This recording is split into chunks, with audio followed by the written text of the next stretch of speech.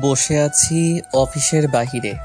আজকে একটু আগেই আমাকে অফিস থেকে বের করে দিয়েছে, কারণ আমার নাকি এই অফিসে কাজ করার যোগ্যতা নাই।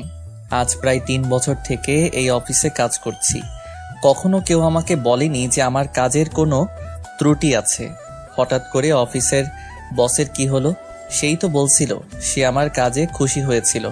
আজকে সেই বসই নাকি বলেছে যে আমার এই অফিসে চাকরি করার যোগ্যতা নাই। তাই পিয়ন এসে আমাকে বরখাস্ত করার চিঠিটা হাতে ধরিয়ে দিল। কি দোষ ছিল আমার তা জানারও সুযোগ দিল না। আমি নীল, 3 বছর আগে অনার্স পাশ করে এই অফিসে চাকরি নিয়েছি। আমার পরিবারে মা আর একটা ছোট বোন আছে। বাবা মারা গেল আমি যখন অনার্স 2য় বর্ষে পড়ি। মা আমাকে আমাদের যতটুকু সম্পত্তি ছিল তা বিক্রি করে অনার্স পাশ করিয়েছে। পরিবারের আর্থিক অবস্থার উপর ভিত্তি করে অনার্সে পাশ করেই চাকরিতে যোগ দিয়েছিলাম। একটু আগেই চাকরিটা চলে গেল। কি করব এখন আমি? আবার কি অফিসে যাব, গিয়ে অফিসের বসের সাথে কথা বলবো? না থাক, যেখানে থেকে আমাকে বের করে দিয়েছে সেখানে কোন মুখ নিয়ে যাব? আগের বস তো এমন করেনি। নতুন একটা কাজ খুঁজতে হবে। এসব ভাবতে ভাবতে কখন যে বিকাল হয়ে গেছে নিজেও জানি না। চলে আসলাম বাসায়। আমি আর আমার কলিগ জয় মিলে এই বাসা ভাড়া নিয়েছি। কিছুদিন আগেই ওর সাথে পরিচয়। বাসায় এসে শুয়ে আছি, এমন সময় ছোট বোন ফোন দিল। কেটে দিয়ে কল ব্যাক করলাম। হ্যালো রিয়া। ভাইয়া, কেমন আছিস? ভালো রে, তুই আর মা কেমন আছিস? ভালো, কিন্তু মায়ের তো ওসব ওষুধ প্রায় শেষের পথে। আর কদিন যাবে? একদিন। ও চিন্তা করিস না, আমি টাকা পাঠিয়ে দিব। আচ্ছা ভাইয়া, একটা কথা বলবো? বল। বলছিলাম কি, আমি তো কলেজে উঠেছি, তাই। তাই কি বল? না মানে একটা স্মার্টফোন কিনে দিলে। ও ফোন নিবি? তোর কাছে টাকা না থাকলে দিতে হবে না। কি যে বলিস না, এই প্রথম কিছু চাইলু আমার কাছে, আমি কি না করব? আচ্ছা কিনে দিবনি। আচ্ছা রাখছি তাহলে, আর টাকা তাড়াতাড়ি পাঠাস। মায়ের খেয়াল রাখিস। কথা বলে ফোনটা রেখে দিলাম। আজকে প্রথম রিয়া আমার কাছে কোনো কিছু চাইলো। রিয়ার বয়স প্রায় 16 বছর হবে। এই 16 বছরে আমার কাছে আজকে প্রথম কিছু চাইলো। কেমনে না করি, কেমনে বলি যে আমার চাকরিটা নাই? এদিকে মাসের শুরুতেই চাকরিটা নাই। কি করে রিয়ার জন্য একটা ফোন কিনবো? চাকরিটা থাকলে সহজেই কিনে দিতে পারতাম। কাছে আছে মাত্র 5,600 টাকা। মায়ের ওষুধ কিনতে লাগবে 2,000 টাকা।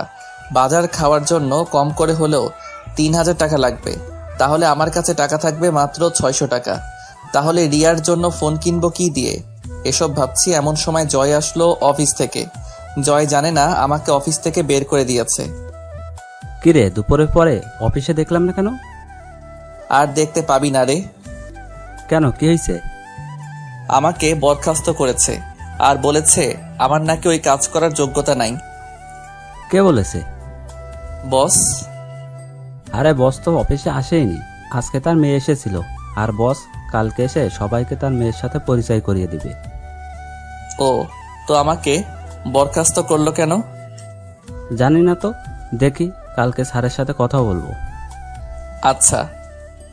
রাত 8টার দিকে বাসায় 5,000 টাকা পাঠিয়ে দিলাম। তারপর রিয়াকে ফোন দিলাম।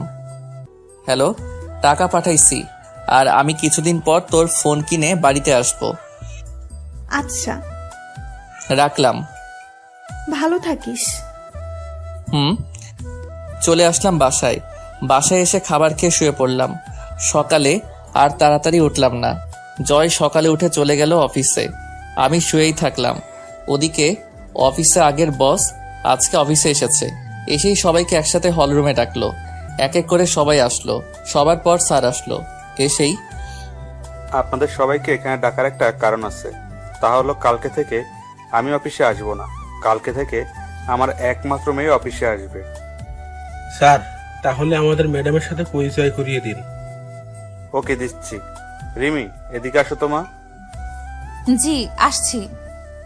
এই হলো আমার মেয়ে রিমি, আর এই আজকে থেকে তোমাদের বস। Welcome ma'am. স্যার তারপর রিমিকে সবার সাথে পরিচয় করিয়ে দিতে লাগলো। সবার সাথে পরিচয় পর্ব শেষ করে স্যার বলল, নীলকে দেখতে পাচ্ছি না। নীল কই? স্যার, নীলকে তো ম্যাডাম কালকেই বের করে দিয়েছে। কেন? নীলের নাকি এই অফিসে কাজ করার যোগ্যতা নাই। কে বলছে সব? জি, ম্যাম বলেছে। এখন নীলকে ফোন দিয়ে অফিসে আসতে বলো। জি স্যার। আজকের মতো যে যার কাজে যান। আসলে স্যার আবার আমাকে একটু বেশি ভালোবাসে, কারণ আমি তার কাছে সাহায্য করি। জয় বাহিরে এসে আমার কাছে ফোন দিল। জয় বল। আরে তাড়াতাড়ি অফিসে চলে আয়। কেন, কি হয়েছে? আরে বেটা, তোর চাকরি আবার ফিরে পাইছিস তাই। কে বলল? স্যার নিজে বলেছে। ও আচ্ছা, আমি আসছি। চলে আসলাম অফিসে। এসেই নিজের ডেস্কে বসে কাজ করছি, এমন সময় পিয়ন এসে বলল স্যার নাকি ডাকছে। আমি সোজা স্যারের কেবিনে ঢুকে গেলাম। আপনারা ভাবছেন অনুমতি নিলাম না কেন? কারণ স্যারই অনুমতি নিতে না করছে। ভিতরে গিয়ে দেখি স্যার সোফায় বসে আছে, আর স্যার চেয়ারে একটা মেয়ে অপর পাশ হয়ে বসে ফাইল দেখছে। আমি বললাম, স্যার আমায় ডেকেছিলেন? আরে নীল, আসতো, বসো চেয়ারে। জি বলেন। আসলে কালকে না বুঝে তোমাদের নতুন বস তোমাকে বরখাস্ত করেছিল, তার জন্য আমি তোমার কাছে ক্ষমা চাচ্ছি। আরে স্যার কি বলছেন? মানুষ মাত্র ভুল হওয়াটাই স্বাভাবিক, এতে মাপ চাওয়ার কি আছে? কিছু মনে করো না বাবা। না স্যার, কিছু মনে করিনি। আচ্ছা বাদ দাও। আর এই হলো আমার মেয়ে রিমি, তোমাদের নতুন বস। Hello ma'am. ম্যাডাম পিছনে ফিরে আমার দিকে তাকাতেই আমি অবাক। আমি সাথে সাথে হাতটা সরিয়ে নিলাম। আমি কাকে দেখছি? এই মেয়ে এখানে এলো কি করে? আমি অবাক হয়ে রিমি ম্যামের দিকে তাকিয়ে আছি। তা দেখে স্যার বলল, তোমরা কথা বলো, আমি বাসায় চলে গেলাম। আচ্ছা বাবা, যাও। স্যার চলে গেল। আমিও উঠে চলে আসবো এমন সময়। আপনি কোথায় যাচ্ছেন মিস্টার নীল? না মানে আমার কাজ আছে। ওই, তোকে আমি যেতে বলছি? না ম্যাম। তোর তো সাহস কম না, সামান্য কর্মচারী হয়ে মালিকের সামনে বসিস। সরি ম্যাম, আমি আগে থেকেই জানি রিমি এমন। চলে যা, গিয়ে কাজ কর। চলে আসলাম নিজের ডেস্কে। এসে চেয়ারে বসে বসে ভাবছি আমার আর এ অফিসে চাকরি করা হলো না। কারণ হলো ম্যাম। হ্যাঁ ম্যাম, তিনি আমাকে এ অফিসে কাজ করতে দেবে না। আসলে ম্যাম মানে রিমি হলো আমার এক্স কফ। আজ থেকে প্রায় 3 বছর আগে ওর সাথে আমার ব্রেকআপ হয়। আমি ব্রেকআপ করেছি, কারণ হলো রিমি বা অনেক ধনী, তাদের টাকা পয়সার অভাব নেই। আমি রিমিকে প্রচণ্ড ভালোবাসতাম, এখনও বাসি। রিমিও আমায় অনেক ভালোবাসতো। আমি রিমির সাথে ব্রেকআপ করি, কারণ হলো আমি মধ্যবিত্ত ঘরের ছেলে। মনে পড়ে গেল রিমির সাথে শেষ দিন দেখা করার কথাটা। দিনটি ছিল সোমবার। আমি সেদিন ক্লাস শেষে রিমিকে নিয়ে ভার্সিটির জারুল গাছতলায় চলে গেলাম। এইখানটায় কেউ আসে না। আমি বলতে শুরু করলাম, রিমি, আমি আর তোমার সাথে সম্পর্ক রাখতে পারবো না। দূর, দেখো, সব সময় আমার ফাজলামো ভালো লাগে না। আমি সিরিয়াসলি বলছি। মজা করো না তো। আমি অন্য একজনকে ভালোবাসি, তোমাকে আর ভালো লাগে না। মিথ্যা বললাম, আমি শুধু রিমিকেই ভালোবাসি। কি বলছো তুমি? অন্য কাউকে ভালোবাসো মানে? আমি রুষাকে ভালোবাসি। আমি বিশ্বাস করি না। আমাদের 2 বছরের রিলেশন এটা। আমি তোমাকে ছাড়া বাঁচবো না। কেন এমন করছো? আমি কিছু বলতে পারবো না। আজকে থেকে তুমি তোমার মতো চলবে, আমি আমার মতো। বাই। চলে আসলাম রিমির কাছে থেকে। পিছন থেকে অনেক ডাকছে, শুনেও না শোনার ভান করে চলে আসলাম। রিমিকে কিছু বলার সুযোগও দিলাম না। আসলে আমি রুষাকে ভালোবাসি না, রিমিকে ভালোবাসি। আর রিমির ভালোর জন্য রিমিকে মিথ্যা বলে ব্রেকআপ করলাম। কারণ হলো রিমির বাবার অনেক টাকা আছে। আমার মতো একটা গরিব ছেলের সাথে তাকে কখনোই বিয়ে দেবে না তার বাবা। বলেই আমি রিমির ভালোর জন্য ব্রেকআপ করে আসছি। আমি রিমির ভালোর জন্য বললাম, কারণ পরে যদি তার বাবা আমার সাথে বিয়ে না দেয় তাহলে রিমি নিজেকে শেষ করে দিবে। তাই আমি মিথ্যা বলে ব্রেকআপ করে আসলাম। হঠাৎ করে জয়ের ডাকে বাস্তবে ফিরলাম। তার মানে এতক্ষণ আমি ধান্দা দেখছিলাম। জয় বলতে লাগলো, কি রে, দুপুর হয়ে গেছে, খাইতে যাবি না? না রে, আজকে কয়েকটা কাজ জমা পড়ে আছে। দেরিতে আসছি তো, তাই কয়েকটা ফাইল জমা হয়েছে। আরে খেয়ে এসে কাজ করিস। তুই যা, আমি পরে খেয়ে আসবো। আচ্ছা। জয় চলে গেল আর আমি কাজে মন দিলাম। একটু পর আমার পাশের ডেস্কের অরণি নামের মেয়েটা বলল, বন্ধ করে দিলাম। তামান্নার দিকে তাকাতেই দেখলাম তামান্না কার সাথে যেন ফোনে কথা বলছিল। আমাকে দেখে ফোনটা রেখে দিল আর চুপচাপ বসে রইল। আমি গিয়ে ওর সামনে দাঁড়ালাম, ভাবছি সে হয়তো আমাকে সালাম করবে। অনেকক্ষণ দাঁড়িয়ে থাকার পরও দেখলাম সে বসে আছে। আমি মনে করছি আমি জুনিয়র, তাই হয়তো আমাকে সালাম করতে লজ্জা লাগছে বা করবে না। যাক, করা লাগবে না, একটা সালামে কিছু যায় আসে না। আমি গিয়ে খাটের উপর বসলাম, তখন তামান্না বলল, তোর সাথে আমার কিছু কথা আছে। বাহ, শুরুতেই তুই? আমি বললাম, কি কথা বলেন। আমি তোকে স্বামী হিসেবে মানতে পারবো না। মুহূর্তে যেন আমার পায়ের নিচ থেকে মাটি সরে গেল। নিজেকে শক্ত করে বললাম, কেন পারবে না? আর সেই কথা বিয়ের আগে বলেননি কেন? বলিনি কারণ আম্মুর কথার উপরে আমি কোনো কথা বলতে পারবো না। তাছাড়া বাবা অসুস্থ, এখন যদি বিয়েটা না করি তাহলে বাবা হয়তো আরো বেশি অসুস্থ হয়ে যাবে। আপনার মা বাবার কথা চিন্তা করে আমার লাইফটা নষ্ট করে দিলেন কেন? আপনার যদি বিয়েতে মত না থাকতো আপনার বাবা মাকে বলতেন। বলে কোনো লাভ হবে না, ওরা আমার কোনো কথাই শুনবে না। তাহলে আমাকে বলতেন, আমি আম্মুকে বলে দিতাম যে আমার আপনাকে পছন্দ হয়নি। আমি রিয়াদকে অনেকবার বলেছি পালিয়ে যাওয়ার জন্য, কিন্তু ও এখন নাকি কিছু করতে পারবে না, কিছুদিন সময় লাগবে। এখন আবার এই রিয়ারটাকে? আমার বয়ফ্রেন্ড। তো এখন কি চান আপনি? আমি এখন আপনার জন্য কি করতে পারি? ডিভোর্স। তোকে আমাকে ডিভোর্স দিয়ে দিতে হবে। ডিভোর্স তো আর বললেই হয়ে যাবে না, কমপক্ষে 6 মাস তো আমাদের একসাথে থাকতেই হবে। কি 6 মাস? তোকে আমার 1 সেকেন্ডও সহ্য হয় না। ডিভোর্স পেতে হলে 6 মাস সহ্য করতেই হবে। আচ্ছা ঠিক আছে, আর একটা কথা, কি? এই 6 মাস আমার উপর কোনোভাবে স্বামীর অধিকার খাটাতে আসবি না। ওকে, কিন্তু এই 6 মাস সবার সামনে অন্তত বউয়ের মতো থাকবেন। মা যদি জানতে পারে অনেক কষ্ট পাবে, আর আমি মায়ের কষ্ট সহ্য করতে পারি না। আচ্ছা ঠিক আছে। তারপর আমি রুম থেকে চলে যাচ্ছিলাম, এমন সময় আবারও তামান্না বলল, আই কই যাস? বাহিরে যাই। এখানে থেকে কি করব? না, তুই বাইরে যাবি না। কেন? বাইরে গেলে সবাই সবকিছু বুঝতে পারবে। বাহ, বুদ্ধি আছে দেখছি। এরপর আমি খাটে ঘুমাতে যাব, এমন সময় তামান্না আবারও চিৎকার দিয়ে বলল, আই কি করছিস? কেন ঘুমাবো না? তো খাটে কেন? তাহলে কোথায় ঘুমাবো? তুই খাটে ঘুমাতে পারবি না, সোফায় ঘুমা। কেন, খাটে ঘুমালে সমস্যা কি? বললাম না তোকে স্বামী হিসেবে মানি না, তাহলে এক খাটে দুজনে ঘুমাবো কেন? আমি আর কিছু না বলে একটা বালিশ সোফায় রেখে বারান্দায় চলে গেলাম। ভাবতে লাগলাম কোন অপরাধের কারণে আল্লাহ এত শাস্তি দিচ্ছে আমাকে। বাহিরে তাকিয়ে দেখি সবাই ব্যস্ত, বাবুর্চিটা এদিক ওদিক ঘোরাঘুরি করছে, আম্মুও সবার সাথে বসে গল্প করছে। কিছুক্ষণ দাঁড়িয়ে থেকে আমার রুমে চলে আসলাম, দেখলাম তামান্না কার সাথে যেন ফোনে কথা বলছে। আমাকে দেখে আবারও ফোনটা রেখে দিল। আমি লাইট বন্ধ করে ঘুমাতে যাব, এমন সময় আবারও তামান্না বলল, কিরে, লাইট অফ করছিস কেন? তো লাইট জ্বালিয়ে কেউ ঘুমায় নাকি? আমি তোকে বিশ্বাস করতে পারছি না, তুই লাইট দে। ধুর, এই ঘরেই থাকবো না। এই কই যাস? জাহান্নামে। আপনি তো আমাকে বিশ্বাস করছেন না, এখানে থেকে কি করব?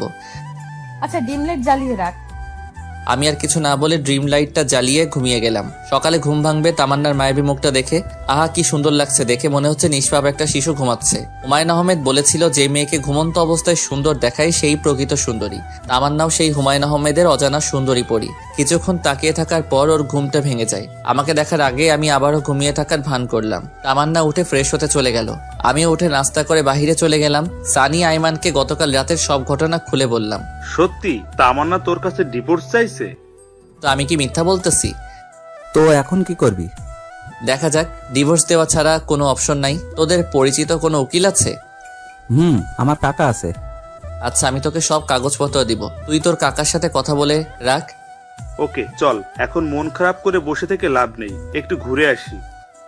ঠিক বলছিস। আচ্ছা ঠিক আছে, চল তাইলে। সারাদিন ওদের সাথে ঘোরাঘুরি করে রাত 9টায় বাসায় আসলাম। দেখি আব্বু আম্মু সবাই রেগে আগুন হয়ে আছে। কি রে, তুই সারাদিন কোথায় ছিলি? এই তো সানিয়া আর আইমানের সাথে। মোবাইল ধরছিস না কেন? সাইলেন্ট ছিল। তোর মধ্যে কোনো সেন্স নাই? বাসায় নতুন বউ রেখে বাইরে ঘুরতে লজ্জা করে না? এমন বউ দিয়েছো যে আমার লাইফটা শেষ করে দিল। কি বললি? না কিছু না। খেতে আয়। খাবো না, বাইরে থেকে খেয়ে আসছি। আর কোনো কথা না বলে সোজা রুমে চলে গেলাম। গিয়ে দেখি তামান্না কার সাথে যেন ফোনে কথা বলছে। আমাকে দেখে ফোনটা রেখে দিল। ও এইসব কাণ্ড দেখে মাথায় পুরো রক্ত উঠে গেল। ও আমাকে দেখে বলল, এই ডিভোর্সের ব্যাপারে কিছু করলি? উকিলের সাথে কথা হইছে, অন্তত 6 মাস একসাথে থাকতে। তোকে তো আমার 1 সেকেন্ডও সহ্য হয় না। না হলে এখানে আছেন কেন? চলে যান এখান থেকে। এতই যখন তারা বিয়ে করেছিলেন কেন? তোকে বিয়ে করতে আমার বইয়ে গেছে। নিজেকে কখনো আয়নায় দেখেছিস? ওর সাথে আমার যায়? ভদ্রভাবে কথা বলুন, এটা আমার বাসা, আপনার নয়। তোর বাসা থেকে আমাকে ধমকাচ্ছিস? লজ্জা হওয়া উচিত তোর। ধুরবাল, ভালো লাগে না। কেন যে এই ফালতু মেয়েকে বিয়ে করতে গেলাম কে জানে। রুম থেকে বের হয়ে সোজা ছাদে গেলাম। ছাদে অনেকক্ষণ বসে থাকার পর রুমে চলে আসলাম। এখনো দেখছি তামান্না কার সাথে যেন ফোনে কথা বলছে। আমাকে দেখে আরো হেসে হেসে কথা বলতে লাগলো। কিছু না বলেই বালিশ নিয়ে সোজা সোফায় ঘুমিয়ে পড়লাম। সকালে ঘুম থেকে উঠে দেখি তামান্না বিছানায় নেই, হয়তো ওয়াশরুমে গেছে। মোবাইলটা টেবিলের উপর রাখা। আমি তাড়াতাড়ি উঠে মোবাইলটা হাতে নিলাম। বাহ, লক করা নাই তো। ফোনটা হাতে নিয়ে সাথে সাথে মেসেজগুলো দেখতে লাগলাম। মেসেজগুলো দেখে আমার মাথা পুরো খারাপ হয়ে গেল। আমি নাম্বারটা নিয়ে নিলাম। দরজার আওয়াজ শুনে মনে হচ্ছে তামান্না আসছে। আমি ফোনটা রেখে তাড়াতাড়ি করে বাহিরে চলে গেলাম।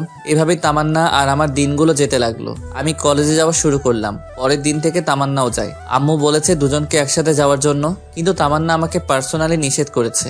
আর তাই দুজনে বাসা থেকে একসাথে বেরোলেও একসাথে কলেজে যাই না। সেদিন ক্লাস শেষ করে বাহিরে এসে দেখি তামান্না তার বন্ধুদের সাথে বসে আড্ডা দিচ্ছে আর অনেক হাসাহাসি করছে। আমার তো এসব দেখে রক্ত মাথায় উঠে গেল। আমি ওর কাছে গিয়ে বললাম, চলেন। কোথায় যাব? বাসায় যেতে হবে। তুই যা, আমি যাব না তোর সাথে। তুই করে বলাতে সবাই আমার দিকে হা করে তাকিয়ে আছে। আম্মু বলেছে আপনাকে সাথে নিয়ে বাসায় যেতে। ওই কুত্তা, তোকে না বলেছি আমার উপর স্বামীর অধিকার খাটাতে আসবি না? যা তুই তোর মাকে নিয়ে। মাকে নিয়ে একদম বাজে কথা বলবেন না। বললে কি করবি? আপনি বাসায় চলুন।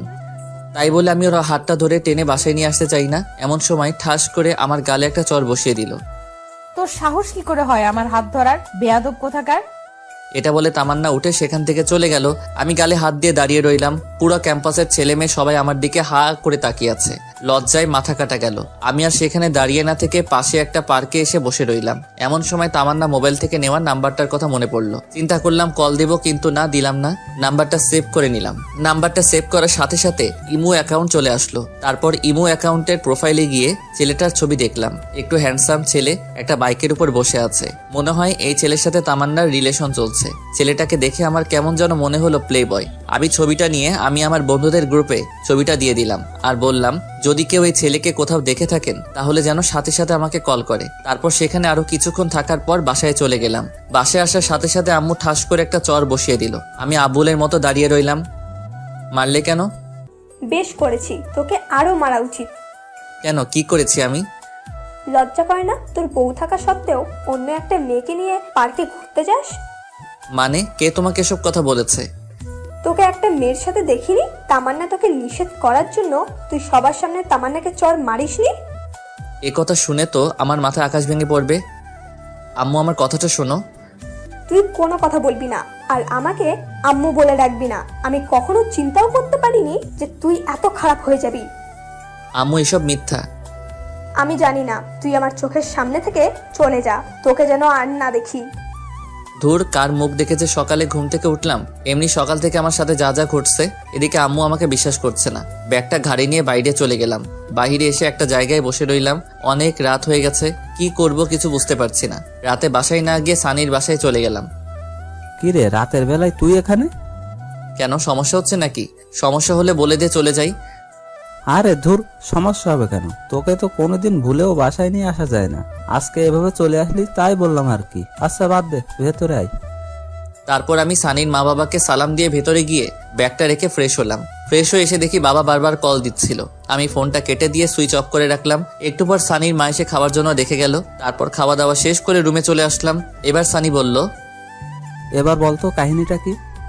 তারপর আমি সানিকে সবকিছু খুলে বললাম। আমার কথাগুলো শুনে সানি বলল, আচ্ছা তাহলে এই ঘটনা। আচ্ছা, তো কাকার সাথে ডিভোর্সের ব্যাপারে কথা বলেছিস? কিছুদিনের মধ্যে কাগজপত্র চলে আসবে। তুই একটু বলে সবকিছু তাড়াতাড়ি করতে বলতো। আচ্ছা ঠিক আছে। তারপর সানির সাথে ঘুমিয়ে পড়লাম। পরের দিন সানিদের বাসা থেকে সরাসরি কলেজে চলে গেলাম। ক্লাস করতে ভালো লাগছে না, তাই বাহিরে এসে আমি, সানি আর আইমান গাছতলায় বসে আছি। দেখলাম তামান্না একটা ছেলের সাথে বাইকে করে কলেজে আসছে। বাইক থেকে নেমে ছেলেটার হাত ধরে উপরে যেতে লাগলো। দেখে আমার মাথা খারাপ হয়ে গেল, কারণ সে তো এখনো আমার বউ। আমি তো এখনো ডিভোর্স দেইনি। ডিভোর্স হওয়ার পর সে যা খুশি তাই করুক, কিন্তু এখন কেন এসব করতে হবে? রাগে আমার শরীরের লোমগুলো দাঁড়িয়ে গেল। আমি সেখান থেকে উঠে তামান্নার দিকে যেতে লাগলাম। কি রে, কই যাস? এই তো একটু আসছি। দাঁড়া, আমরাও আসছি। ওকে। তারপর সবাই একসাথে তামান্নার কাছে গেলাম। তামান্নার কাছে গিয়ে বললাম, কি ব্যাপার, আপনি এই ছেলের হাত ধরে আছেন কেন? আমি কার হাত ধরবো না ধরবো সেটা আমার ব্যাপার, তোর কি? অবশ্যই আমার সমস্যা, ভুলে যাবেন না এখনো আপনি আমার স্ত্রী। তোকে আমি স্বামী হিসেবে মানি না, তোকে বলেছি না আমার উপর স্বামীর অধিকার খাটাতে আসবি না।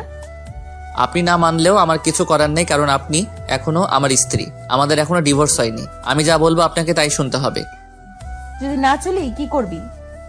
দেখবেন কি করতে পারি। দেখা তুই কি করতে পারবি। তাই বলে আমি তামান্নার দিকে আস্তে আস্তে এগোতে লাগলাম, আর সে পিছাতে লাগলো। আমি তার কাছে গিয়ে তামান্নার পাশে থাকার ছেলেটাকে একটা ঘুষি মারি। আমার কর্মকাণ্ড দেখে সবাই হা করে তাকিয়ে আছে। ছেলেটার কলার চেপে ধরলাম। এই শালার পুত, কি নাম তোর? লজ্জা করে না অন্যের বউয়ের সাথে প্রেম করতে? তুই জানিস আমি কে? তুই আমেরিকার প্রেসিডেন্ট হলেও আমার দেখার টাইম নাই। তোকে যদি আর একবার তামান্নার সাথে দেখি তাহলে তোর খবর আছে। তুই আমার গায়ে হাত তুলছিস না? দেখ তোর কি হাল করি। তাই বলে পকেট থেকে ফোনটা বের করে কাকে যেন ফোন করতে গেল। তখন আমি ওর হাত থেকে মোবাইলটা কেড়ে নিয়ে একটা আছাড় মেরে ভেঙে ফেললাম। তারপর আরো একটা ঘুষি মারলাম। এবার ওর ঠোঁট কেটে রক্ত বেরোতে লাগলো। সানিয়া রাইমান আমাকে সেখান থেকে টেনে নিয়ে গেল। তামান্না আমায় রেগে যাওয়া দেখে ভয়ে কাঁপতে লাগলো। সানিয়া রাইমানের সাথে নিচে চলে আসলাম। তারপর কলেজের পিছনে গিয়ে অনেকক্ষণ বসে রইলাম। কিছুই ভালো লাগছে না, কলেজ ছুটি হয়ে গেছে। সানিয়া, আমি আর রাইমান বসে রইলাম। অনেকক্ষণ পর আমরাও উঠে হাঁটা দিলাম। পরে সানিয়া রাইমানের থেকে বিদায় নিয়ে বাসার দিকে রওনা দিলাম। ওরাও ওদের বাসায় চলে গেল। দুপুরবেলা রাস্তায় মানুষজন খুব একটা বেশি নেই, একেবারে নেই বললেই চলে। খেয়াল করলাম দুইটা ছেলে সিগারেট টানতে টানতে আমার পিছনে আসতে লাগলো। আর একটু সামনে যাওয়ার পর আরেকটা গলি থেকে 4 জন বেরিয়ে আসলো, দেখতে মাস্তান টাইপের। সবাই একসাথে আমার পিছু পিছু আসতে লাগলো। হঠাৎ করে একটি ছেলে পিছন থেকে আমার ঘাড়ে হাত রেখে চাপ দেয়। তাই দেখে আমি পিছনে তাকাই। আগুন আছে, সিগারেট খাবো? সরি, আমি ওসব খাই না। আইসে আমার লোক কে ছিলে, ওইসব খাই না। কি ব্যাপার, আপনাদের সমস্যা কি? আমার কোনো কথার উত্তর না দিয়ে একটা ছেলে আমার কাছে এসে আমার মুখটা চেপে ধরে, আর বাকি সবাই আমার উপর ঝাঁপিয়ে পড়ে। একা ছিলাম তাই সবার সাথে পেরে উঠতে পারিনি। ওরা সবাই অনেক বাজেভাবে আমাকে মারে। 2 জন আমার হাত ধরে রাখে, আর বাকিরা আমার গালে, বুকে, পেটে ঘোরাতে থাকে। মুখ দিয়ে রক্ত পড়ছে। আমি ওদের মার সহ্য করতে না পেরে শুয়ে পড়লাম। দেখলাম তামান্না আর ওই ছেলেটা বাইক নিয়ে আসলো। ছেলেটা সবাইকে বলল, মরে গেলে নদীতে নিয়ে গিয়ে লাস্টে ফেলে দিস। তাই বলে ওরা চলে গেল। তামান্না ছেলেটার কথা শুনে হাসতেছে। এরপর দুজনে বাইক নিয়ে চলে গেল। এমন সময় হঠাৎ করে একটা ছেলে লাঠি দিয়ে আমার মাথায় আঘাত করে। এরপর আমি সেন্সলেস হয়ে পড়ে যাই। এরপর আমার আর কিছু মনে নেই। আমার জ্ঞান ফেরার পর নিজেকে হাসপাতালে আবিষ্কার করলাম। দেখলাম আইমান আর সানি পাশে বসে আছে। এখন কেমন লাগছে? মোটামুটি ভালো। আম্মু কই? আন্টি এতক্ষণে এখানে ছিল, আমরা তাকে জোর করে বাসায় পাঠিয়ে দেই। এই 2 দিন আন্টি এখানে থেকে থেকে তিনিও অসুস্থ হয়ে গেছেন। তার মানে 2 দিন পর আমার জ্ঞান আসলো। শরীরের প্রত্যেকটা অঙ্গ ব্যথা করছে।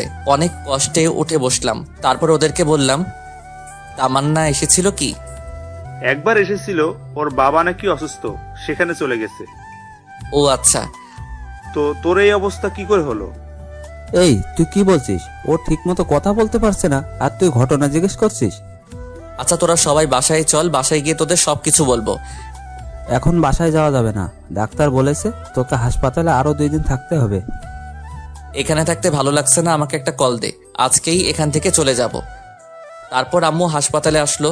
আম্মু এসে আমাকে জড়িয়ে ধরে কান্নাকাটি করতে লাগলো।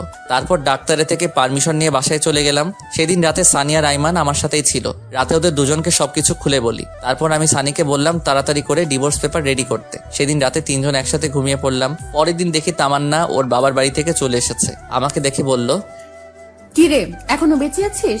আমি তো ভেবেছিলাম মারা গেছিস। রাগে আমার রক্ত গরম হয়ে গেল। সানিয়া রাইমান সবকিছু শুনে ফেলে। ওদেরকে দেখে তামান্না চোরের মতো ঘর থেকে বেরিয়ে গেল। সেদিন থেকে আমি আর ওর সাথে কথা বলি না, এমনকি আমি আমার নিজের রুমেও যাই না। অসুস্থতার জন্য কলেজে যেতে পারছি না। তামান্না ঠিকই কলেজে যাচ্ছে। ও যে কলেজে গিয়ে ঠিক কি করে তা আমি খুব ভালো করেই জানি। এভাবে আরো 1 সপ্তাহ পেরিয়ে গেল। তামান্নার আচরণ দিন দিন আরো খারাপ হতে লাগলো। একদিন সকালে ঘুরতে বের হয়েছি, এমন সময় ফাহাদের কল আসলো। কি রে, কি অবস্থা তোর? এই তো আমরা ভালো, তোর কি অবস্থা? আমারও ভালো। তো কি মনে করে ফোন করলি? দোস্ত, তুই যে একটা ছেলে ছবি দিয়েছিলি মনে আছে? তো কি হয়েছে এখন? ওই ছেলেটাকে দেখলাম পার্কে একটা মেয়ে নিয়ে বসে আছে। আরে কি বলিস, কোন পার্কে? তারপর ফাহাদ আমাকে ঠিকানা দিল। ঘড়ির দিকে তাকিয়ে দেখি 11টা বাজে। তার মানে তামান্না কি কলেজের নাম করে পার্কে ঘুরতে গেছে? কেমন যেন খারাপ লাগছে। বিয়ের পর স্বামীকে রেখে অন্য ছেলের সাথে কেউ ঘুরতে চায়? আর ছেলেটা কেমন একটা বিবাহিত মেয়েকে নিয়ে ঘুরতে যায়? অথচ মা এসব কথা শুনে আমাকে সন্দেহ করে না। না, এত কিছু ভেবে লাভ নেই, এখন চুপচাপ পার্কে যাই। তারপর ওদের দুজনের কিছু ছবি তুলে নিয়ে আম্মুকে দেখাতে হবে, তাহলে ডিভোর্সটা দিতে খুব সুবিধা হবে। তাড়াতাড়ি পার্কে গেলাম, ফাহাদ সেখানে দাঁড়িয়ে আছে। তারপর ফাহাদ ও আমি দুজন পার্কের ভেতরে চলে গেলাম। দেখলাম সেই ছেলেটি যে লোক পাঠিয়ে আমাকে মেরেছিল আর তামান্না ও যার বাইকে ঘোরাঘুরি করে, ছেলেটা কি স্পষ্ট দেখা যাচ্ছে, কিন্তু তামান্নার মুখটা ঠিক বোঝা যাচ্ছে না। আমার পিছন থেকে দেখে কেন যেন মনে হচ্ছে এটা তামান্না নয়। উল্টো পথে গিয়ে দেখি আমার ধারণাই ঠিক, মেয়েটা তামান্না নয়। তার মানে ছেলেটা এরকম আরো অনেক মেয়ের সাথে প্রেমের অভিনয় করে। শালাকে দেখলেই মনে হয় একটা প্লে বয়। আর কিছু না ভেবে চুপচাপ পকেট থেকে ফোনটা বের করে ভিডিও করতে লাগলাম। আহা কি সুন্দর, দুজন দুজনকে জড়িয়ে ধরে আছে, হাতে হাত রেখে হাসাহাসি করছে। আমি ফাহাদকে বললাম, তুই ভিডিও করতে থাক, আর আমি যেটুকু ভিডিও করেছি সেটা তামান্নাকে হোয়াটসঅ্যাপ করে দেই। তাই বলে সাথে সাথে তামান্নাকে ভিডিওটা পাঠিয়ে দিলাম। তামান্না ভিডিওটা দেখে আমাকে বারবার কল দিতে লাগলো, কিন্তু আমি কলটা রিসিভ করছি না, বারবার কেটে দিচ্ছি। তারপর সে আমাকে একটা মেসেজ করলো জায়গাটা কোথায় জানার জন্য। তারপর আমি পার্কের ঠিকানাটা লিখে তামান্নাকে পাঠিয়ে দিলাম। আমি আর ফাহাদ সেখানে দাঁড়িয়ে রইলাম। 10 মিনিট পর দেখলাম তামান্না পার্কে চলে আসলো। আমি তামান্নাকে দেখে আমি আর ফাহাদ দুজনে গাছের আড়ালে লুকিয়ে গেলাম। দেখছি তামান্না ছেলেটাকে পাগলের মতো খুঁজতে লাগলো। তারপর অনেক খোঁজাখুঁজি শেষে ছেলেটাকে দেখতে পাই। ছেলেটাকে দেখে কোনো কথা না বলে সোজা ছেলেটার কাছে গিয়ে শার্টের কলার ধরে করে 2টা চড় ছেলেটার গালে বসিয়ে দেয়। ছেলেটা সেটা দেখে তামান্নার দিকে রাগী চোখে তাকালো। এরপর তামান্না বলতে শুরু করলো, ছি, তোর লজ্জা করে না আমার সাথে রিলেশন চলাকালীন অন্য একটা মেয়ের সাথে কিভাবে ঢলাঢলি করতে? তুমি যা ভাবছো তা নয়, আমার কথাটা একবার শোনো। তোর কথা আর কি শুনবো? যা দেখার তা তো নিজের চোখেই দেখলাম। তামান্নার এসব কথা শুনে ছেলেটার পাশে থাকা মেয়েটিও অনেক রেগে গিয়ে ছেলেটাকে একটা চর মেরে সেখান থেকে চলে যায়। আমি আর ফাহাদ এসব দেখছি আর হাসছি। এবার ঠেলা সামলাও প্লে বয়। মেয়েটা চলে যাওয়ার পর ছেলেটা তামান্নার গালে একটা চর বসিয়ে দেয়। সাথে সাথে লাগে রক্ত আমার মাথায় উঠে গেল। ইচ্ছা করছে ছেলেটাকে এখানে মেরে পুঁতে ফেলি, কিন্তু না, তামান্নাও আমাকে অনেক কষ্ট দিয়েছে। আর তাই এবার সে বুঝুক ভালোবাসার মানুষ কষ্ট দিলে তা কেমন লাগে। বেশি আলগা পিরিত দেখালে এমনটাই হয়। ছেলেটা তামান্নাকে বলতে লাগলো, ওই তুই আমাকে ফারিয়ার সামনে অপমান করলি কেন? বেশ করেছি, তুই আমার সাথে রিলেশনে থেকে অন্য একটা মেয়ের সাথে কি করছিস? হ্যাঁ, কি তোর রিলেশন? হা হা হা, তুই ভাবলি কি করে আমি তোর সাথে রিলেশন করছি? মানে আমি কোনোদিন তোর সাথে রিলেশন করিনি। তোর সাথে যা ছিল সেটা হচ্ছে টাইম পাস। আর তুই ভাবলি কি করে তোর মতো একটা মেয়েকে আমি আমার বউ বানাবো? কেন আমাকে বিয়ে করতে পারবে না কেন? যে মেয়ে বিয়ের পর স্বামীর সাথে খারাপ ব্যবহার করে, বাসায় স্বামী রেখে অন্য একটা ছেলের সাথে রিলেশন করে, তাকে বিয়ে করা আমার পক্ষে কোনোভাবেই সম্ভব না। প্রপোজ করার সময় মনে ছিল না? সবই মনে ছিল, কিন্তু আমি তো তোর সাথে রিলেশন করিনি। যা করেছি তা হচ্ছে টাইম পাস, টাকা নেওয়ার জন্য আর তোর শরীর ভোগ করার জন্য। টাকা তো অনেক আগেই খেয়েছি, কিন্তু তোর শরীরটা ভোগ করতে পারিনি। তাই এতদিন আমার নাটকটা চালিয়ে যেতে হলো। আমি বিয়ে করব ফারিয়াকে, ওর বাবার অনেক টাকা আছে। তোর বাবার কি আছে? এটা শুনে তামান্না ছেলেটাকে আর একটা চড় মারে। তারপর কান্না করতে করতে বলছে, তোর মতো বাটপার আমি আমার জীবনেও দেখিনি। আমি শুধুমাত্র তোর জন্য শিহাবকে অনেক কষ্ট দিয়েছি, কিন্তু আর না। আজকে থেকে আমাদের সম্পর্ক এখানেই শেষ, আর কোনো দিন আমার সামনে আসবি না।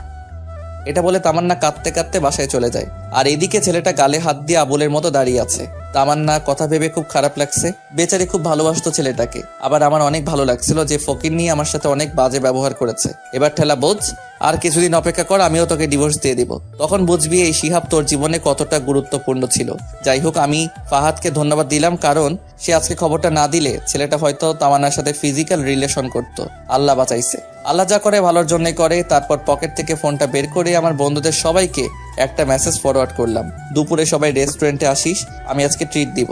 মেসেজটা পেয়ে সবাই লেজ উঠিয়ে রেস্টুরেন্টে তাড়াতাড়ি চলে আসলো। এরপর সবাই মিলে খাওয়া দাওয়া করলাম। আইমান আমাকে জিজ্ঞাসা করলো, হঠাৎ এমন ট্রিট দিচ্ছিস কেন? তারপর আমি সবাইকে সব ঘটনা খুলে বললাম। সবাই ঘটনা শুনে অনেক খুশি হলো।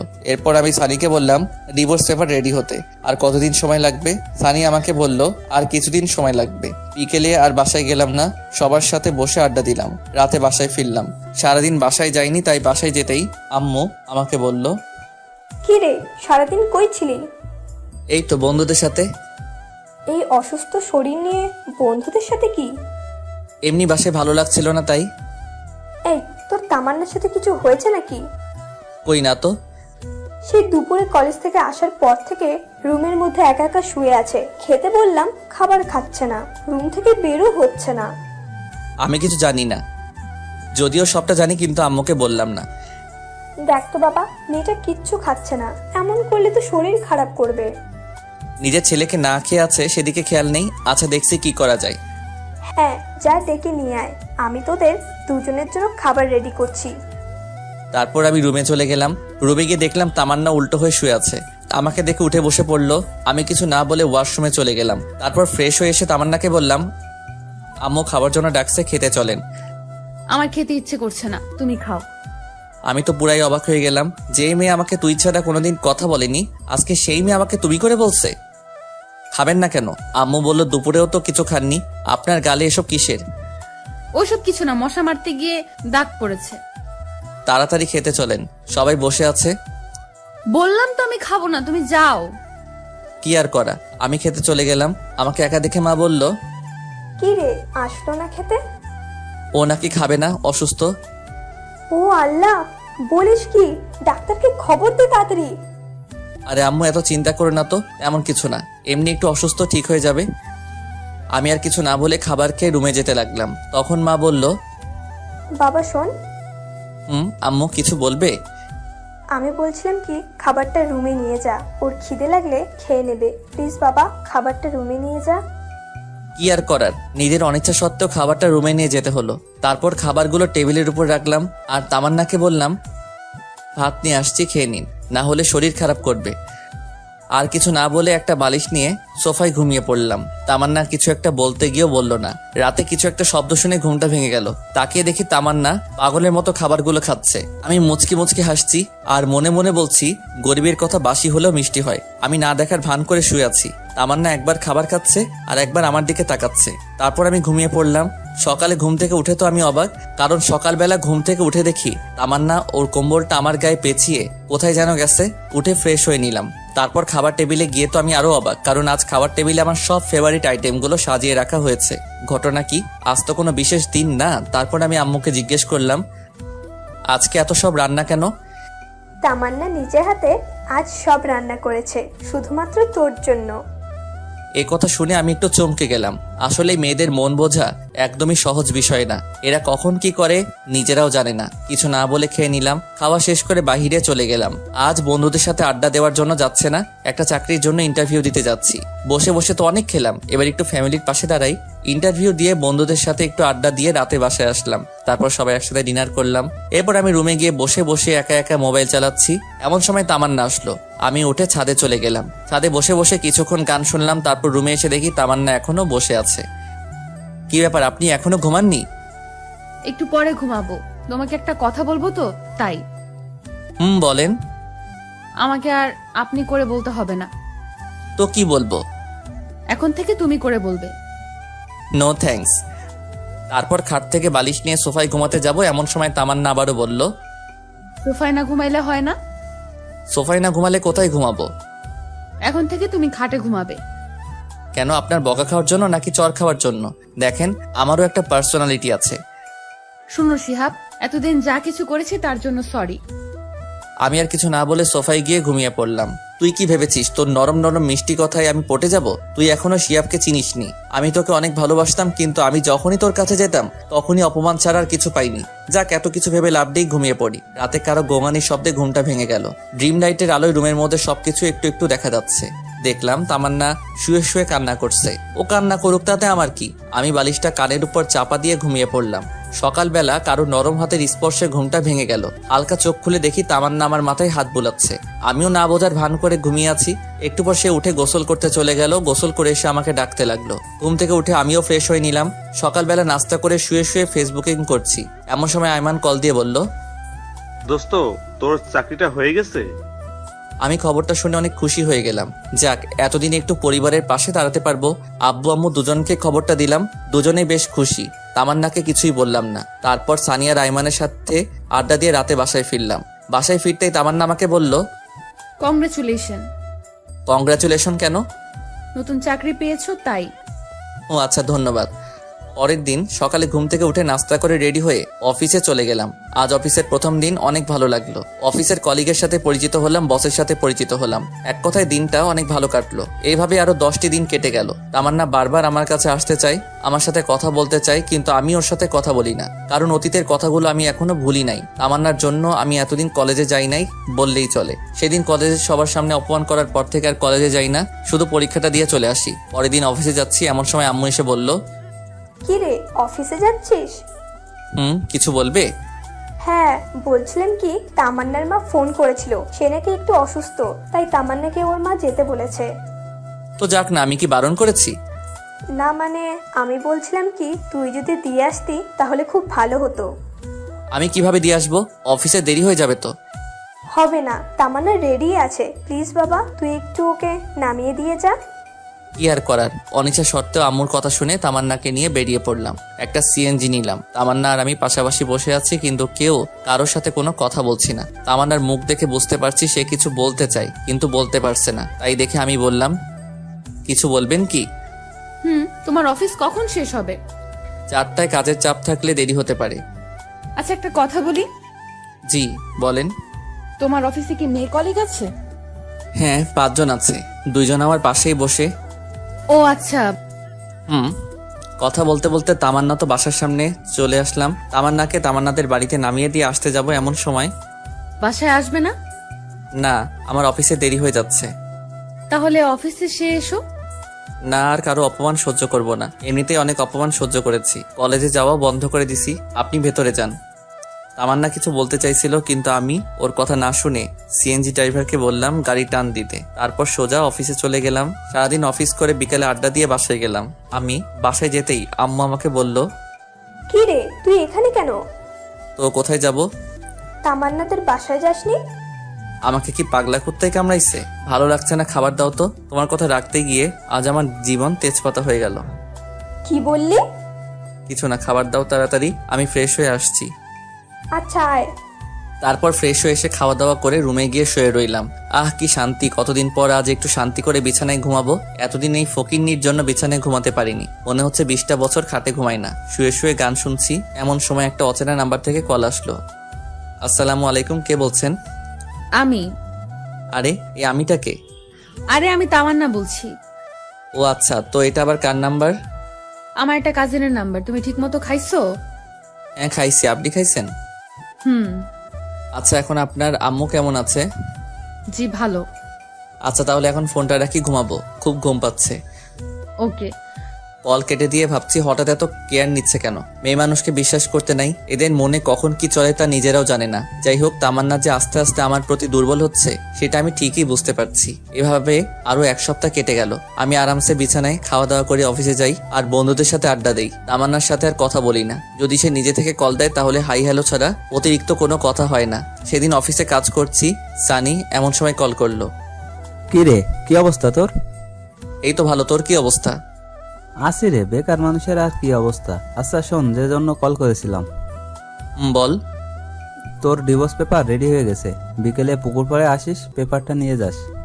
ধন্যবাদ দোস্ত। শুকনো ধন্যবাদ দিতে হবে না, টিট দিতে হবে। আচ্ছা ঠিক আছে, তাহলে আইমানকেও সাথে নিয়ে আসিস। আচ্ছা ঠিক আছে।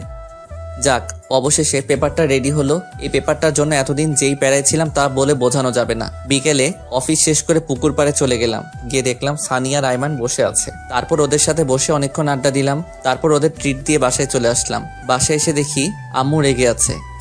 কি হয়েছে আম্মু, এভাবে তাকিয়ে আছো কেন? তোর মোবাইল কই শুনি? আছে তো। তাই বলে পকেটে হাত দিয়ে মোবাইলটা বের করে দেখি মোবাইলটা বন্ধ হয়ে আছে। তোকে কল দেই, কল যায় না কেন? আমি ফোনে চার্জ ছিল না, সেজন্য কল আসেনি। মোবাইল চালাতেই ভালো লাগে, চার্জ দিতে মনে থাকে না। আচ্ছা বাদ দাও তো, কল দিয়েছিলে কেন? তামান্নাকে নিয়ে আসার জন্য। আমি তো নিয়ে আসতে যাব ওকে, একা একা আসতে পারে না নাকি আমি ওর বডিগার্ড? এই কেমন কথা বলছিস? মেয়েটা একা একা আসবে কি করে? তুই যা, ওকে নিয়ে আয়। আমি কি ওকে নিয়ে আসবো মানে?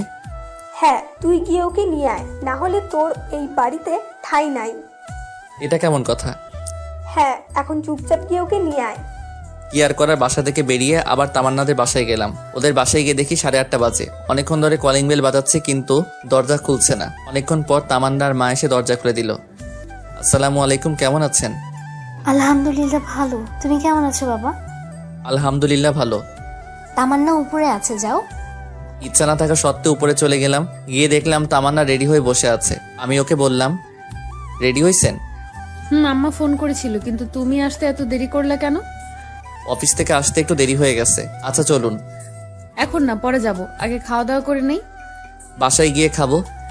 না, এখান থেকে খেয়ে বাসায় যাব, আম্মু সব রান্না করেছে। কি আর করার, খাওয়া দাওয়া করে বাসার উদ্দেশ্যে রওনা দিলাম। সিএনজির ভিতরে কেউ কারোর সাথে কথা বলছিলাম না। মনে মনে ভাবতে লাগলাম, আজ থেকে আর আরাম করে খাটে ঘুমাতে পারবো না। একটু পর বাসায় আসলাম। বাসায় এসে দেখি বাসার সব লাইট অফ করা। দরজায় টোকা দেওয়ার আগে দরজা খুলে গেল। বাসার ভিতরে সব লাইট বন্ধ। তারপর আম্মুকে অনেকবার ডাকলাম, ধুর, কোনো সারা শব্দ নাই। অনেক চিন্তায় পড়ে গেলাম, কোনো অঘটন ঘটলো না তো? তামান্না ভয়ে আমার হাত চেপে ধরে রাখলো। আমি পকেট থেকে মোবাইলটা বের করে লাইট জ্বালাতে যাব, এমন সময় আমাদের দুজনকে অবাক করে দিয়ে অনেকগুলো লাইট একেবারে চলে গেল। এরপর সানি, আইমান আর আম্মু একসাথে বলে উঠলো, happy birthday to you, happy birthday dear Tamanna, many many happy returns of the day. আমি তো পুরাই টাস্কি খেয়ে গেলাম। এসব কে করলো, কখন করলো আর কিভাবে করলো? আমি তো এই 2 ঘন্টা আগে বাসায় ছিলাম, কই তখন তো কিছুই ছিল না। আমি শুধু ভাবছি। আর তামান্না আম্মুকে বলল, আম্মু, আপনি কি করে জানলেন আজকে আমার জন্মদিন? আর এত কিছুই বা কে করলো? সবাই একসাথে আমাকে দেখিয়ে দিল। আমি তো আবার টাস্কি খেয়ে গেলাম। যাই হোক, তারপর সবাই মিলে কেকটা কাটলাম। কেক কেটে তাহলে আমাকে একটু খাইয়ে দিল। তারপর আমিও ওকে খাইয়ে দিলাম। একা একা সবাই খেয়ে নিলাম। সবাই মিলে অনেক মজা করলাম। এরপর সানি, আইমান আর আম্মু তামান্নাকে অনেকগুলো গিফট দিল। আমি বাকি রইলাম। সানি তামান্নাকে বলল, আমি আমার গিফট কাল সকালে দেব। আমি তো নির্বাক হয়ে দাঁড়িয়ে রইলাম। এরপর আমি সানি আর আইমান ছাদে চলে গেলাম। ছাদে গিয়ে আমি সানিকে বললাম, কিরে, তোরা এত কিছু কিভাবে জানলি? আমরা তো কিছুই জানতাম না, আন্টি আমাদের ফোন করে সবকিছু বলেছে, আর আন্টি তোকে সবকিছু জানাতে বারণ করেছে। ও আচ্ছা, এই সানি, তুই যে বললি আমি কাল সকালে ওকে গিফট দিব, ওকে আমি কি গিফট দিব? আরে বেটা, তামান্না তোর কাছে কি চেয়েছিল? ডিভোর্স, তাই না? আর ডিভোর্স পেপার তো রেডি হয়ে গেছে। কাল সকালে ডিভোর্স পেপার তামান্নাকে দিবি, আর এটাই হবে ওর সব থেকে বড় উপহার। একদম ঠিক বলছিস। আচ্ছা, অনেক রাত হয়েছে, এখন ঘুমাতে যাই। চল। এরপর ছাদ থেকে নেমে সানিয়া রাইমানকে একটা রুমে রেখে আমি আমার রুমে চলে গেলাম। রুমে গিয়ে দেখি তামান্না বসে বসে মোবাইল চালাচ্ছে। আমাকে দেখে বলল, থ্যাঙ্কস শিহাব। ধন্যবাদ। কেন? এত বড় একটা সারপ্রাইজ দেওয়ার জন্য। আচ্ছা ঠিক আছে, ঘুমিয়ে যান, অনেক রাত হয়েছে। এটা বলে বিছানা থেকে একটা বালিশ নিয়ে সোফায় ঘুমাতে যাব। এমন সময় তামান্না বলল, আমার গিফট কই? কাল সকালে অফিসে যাওয়ার আগে টেবিলের উপর রেখে যাব। ওকে, আচ্ছা একটা কথা বলি। বলেন। সোফায় না ঘুমালে হয় না? সোফায় না ঘুমালে কোথায় ঘুমাবো? খাটে ঘুমাও, অসুবিধা নাই। নো থ্যাঙ্কস, লাগবে না, আপনি ঘুমিয়ে যান। আর কিছু না বলেই ঘুমিয়ে পড়লাম। সকালে ঘুম থেকে উঠে দেখি তামান্না আমার আগেই ঘুম থেকে উঠে গেছে। আমি ফ্রেশ হয়ে ডাইনিং টেবিলে গিয়ে দেখি আম্মু রান্না করছে আর তামান্না সবকিছু ডাইনিং টেবিলে গুছিয়ে রাখছে। তারপর নাস্তা করে রুমে এসে ডিভোর্স পেপারটা হাতে নিলাম। অনেক কষ্ট হচ্ছে ডিভোর্স পেপারটা নিয়ে অনেকক্ষণ ধরে দাঁড়িয়ে আছি, সাইন করতে পারছি না। মেয়েটাকে অনেক ভালোবেসে ফেলেছিলাম, কিন্তু কি করার, হয়তো সে অন্য কারো কাছে ভালো থাকবে আমার থেকে, আর আমিও চাই সে সবসময় ভালো থাকুক। মনকে শক্ত করে সাইনটা করেই ফেললাম। ডিভোর্স পেপারের সাথে আরেকটা ছোট চিরকুট লিখলাম, আজ আপনার জন্মদিনে সব থেকে বড় উপহারটা দেওয়ার চেষ্টা করলাম। আমি জানি এই উপহারটা আপনার জন্য সব থেকে বেস্ট, যেটা আপনি আমার থেকে চেয়েছিলেন। আশা করি আপনিও সাইনটা করে দিবেন। দোয়া করি সবসময় ভালো থাকবেন, আর পারলে আমাকে মাফ করে দিবেন আপনাকে অনেক কষ্ট দেওয়ার জন্য, আর আমি চাই আপনি সবসময় ভালো থাকেন। এরপর চিরকুট আর ডিভোর্স পেপার টেবিলের উপর রেখে অফিসে চলে গেলাম। অফিসে যাওয়ার পথে অনেক পুরাতন একটা বন্ধুর সাথে দেখা। তারপর তার সাথে অনেকক্ষণ আড্ডা দিলাম। বন্ধুর সাথে আড্ডা দেওয়াতে অফিসে যেতে 20 মিনিট দেরি হলো। এরপর দেরিতে অফিসে যাওয়ার জন্য বসের অনেক ঝাড়ি শুনতে হলো। রাগে মোবাইলটা সাইলেন্ট করে রেখে কাজ করতে শুরু করি। অন্য দিনের তুলনায় আজকে একটু কাজের চাপ বেশি, কিন্তু কিছুই করার নাই। বেশি বাড়াবাড়ি করলে চাকরি থেকে বের করে দেওয়া হবে। বিকেলবেলা অফিস শেষে পকেট থেকে মোবাইলটা বের করতেই আমি পুরো অবাক হয়ে গেলাম। আম্মু 122টা কল দিয়েছে। তামান্নার আম্মুও অনেকগুলো কল দিয়েছে। সানি, আইমানের কোনো মেসেজগুলো দেখে আমি তো আরো অবাক। একসাথে এতগুলো মেসেজ, এতগুলো কল, ব্যাপারটা কি কিছুই তো বুঝতেছি না। আর এতগুলো কল SMS আসলো, আমি টেরই পাইলাম না। মোবাইলটা হাতে নিয়ে দেখি তামান্না আম্মু আবার ফোন দিছে। হ্যালো। কোনো কথা বলছে না, শুধু কান্না করছে। তারপর আমি কলটা কেটে আমার আম্মুর কাছে কল দিলাম। আম্মু কল ধরছে না। এখন কি করব কিছুই তো বুঝতে পারছি না। আবার আইমানকে কল করলাম। হ্যালো দোস্ত, কি অবস্থা? কিরে, তোর এতবার কল দিলাম, কল ধরিস না কেন? আসলে অফিসে কাজের চাপ একটু বেশি তো তাই। তো এখন কোথায় আছিস? এই তো 3 রাস্তার মোড়ে আছি। তাড়াতাড়ি মোহাম্মদ আলী হাসপাতালে চলে আয়। কেন, কার কি হয়েছে? তামান্না সুসাইড করতে নিছিল, আমরা সবাই মিলে ওকে হাসপাতালে নিয়ে আসছি। কি, সুইসাইড করতে নিছিল ও? মানে দাঁড়া, আমি এখনই আসছি। তাড়াতাড়ি আয়। তাই বলে আমি ফোনটা রেখে হাসপাতালের দিকে রওনা দিলাম। কেমন যেন টেনশন লাগছে। তামান্না হঠাৎ করে সুইসাইড করতে গেল কেন? হাসপাতালে গিয়ে দেখি আম্মু, তামান্নার আম্মু সানি আর আয়নার বাইরে বসে আছে। আমাকে দেখে সবাই উঠে দাঁড়ালো, আর আম্মু তো এসে আমাকে একটা ঠাস করে চড় মারলো। আমি আবুলের মতো গালে হাত দিয়ে দাঁড়িয়ে রইলাম। একটু পর তামান্নার আম্মু বলল, বাবা তোমার সাথে কি তামান্নার কিছু হয়েছে? ওই আমার সাথে তো কিছু হয়নি। তাহলে ও সুইসাইড করতে গেল কেন? আমি মাথা নিচু করে দাঁড়িয়ে আছি। আম্মু এসে বলল, তোকে এতবার কল করলাম, কল ধরিস না কেন?